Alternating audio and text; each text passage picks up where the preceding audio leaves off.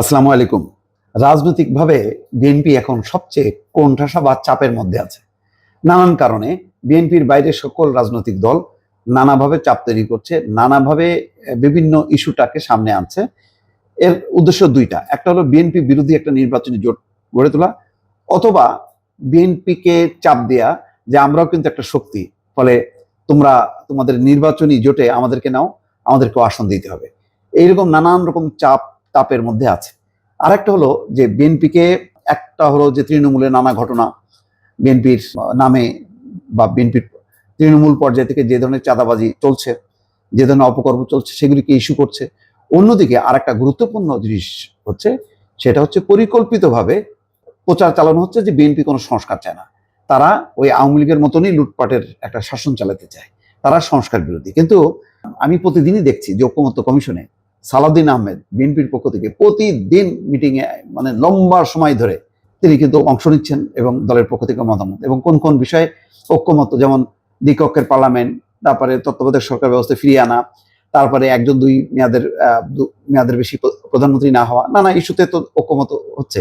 তারপরেও বিশেষ করে এনসিপির নেতারা, তরুণ নেতারা দেখছি ক্রমাগতভাবে বলছে যে এরা জুলাইয়ের গণঅভ্যুত্থান বিরোধী। এই প্রচার আজকে বিএনপির মহাসচিব মির্জা ফখরুল ইসলাম আলমগীর আনুষ্ঠানিকভাবে কিন্তু সেই কথা বলেছেন।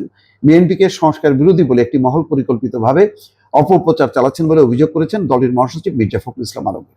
রোববার রাজধানীর গুলশানে বিএনপির চেয়ারপারসনের রাজনৈতিক কার্যালয়ে এক সংবাদ সম্মেলনে তিনি এই অভিযোগ করেন। তিনি বলেন, জাতীয় ঐকমত্য কমিশনের কার্যক্রম নিয়ে আগ্রহ এবং প্রত্যাশা যেমন অনেক, তেমনি হতাশা ও উৎকণ্ঠাও রয়েছে জনমনে।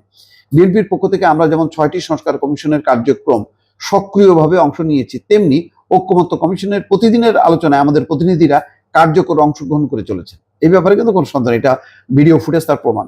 তার মতে বিভিন্ন বিষয়ে ঐকমত্যে পৌঁছার জন্য আমাদের প্রতিনিধিরা সবাই অংশগ্রহণকারী অন্যান্য রাজনৈতিক দলের মধ্যে ঐকমত্য প্রতিষ্ঠা, অনেক বিষয়ে ছাড় দিয়ে হলেও একমত হয়ে কমিশনের ঐকমত্য প্রতিষ্ঠার প্রয়াসকে সহযোগিতা করছেন।